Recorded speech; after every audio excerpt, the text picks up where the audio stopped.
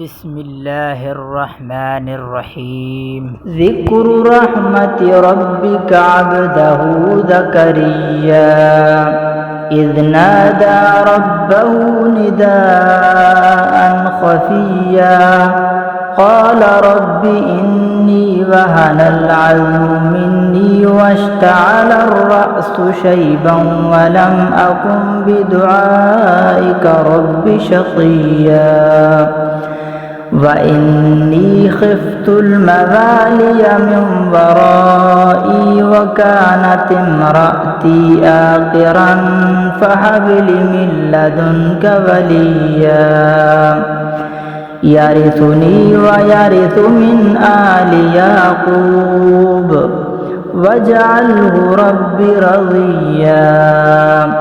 يا زكريا إنا نبشرك بغلام اسمه يحيى لم نجعل له من قبل سميا قال رب أنى يكون لي غلام وكانت امرأتي آقرا وقد بلغت من الكبر إتيا قال كذلك قال ربك هو علي هين وقد خلقتك من قبل ولم تك شيئا قال رب اجعل لي آية قال آيتك ألا تكلم الناس 3 ليال سويا فخرج على قومه من المحراب فأوحى إليهم أن سبحوا بكرة وعشيا يا يحيى خذ الكتاب بقوة وآتيناه الحكم صبيا وحنانا من لدنا وزكاة وكان تقيا وبرا بوالديه ولم يكن جبارا عصيا وسلام عليه يوم ولد ويوم يموت ويوم يبعث حيا واذكر في الكتاب مريم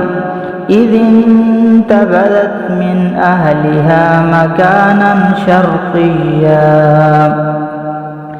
فاتخذت من دونهم حجابا فأرسلنا إليها روحنا فتمثل لها بشرا سويا قالت إني أعوذ بالرحمن منك إن كنت تقيا قال إنما أنا رسول ربك لأهب لك غلاما زكيا قالت أنى يكون لي غلام ولم يمسسني بشر ولم أك بغيا قال كذلك قال ربك هو علي هين ولنجعله آية للناس ورحمة منا وكان أمرا مقضيا فحملته فانتبذت به مكانا قصيا فأجاها المخاض إلى جذع النخلة قالت يا ليتني مت قبل هذا وكنت نسيا منسيا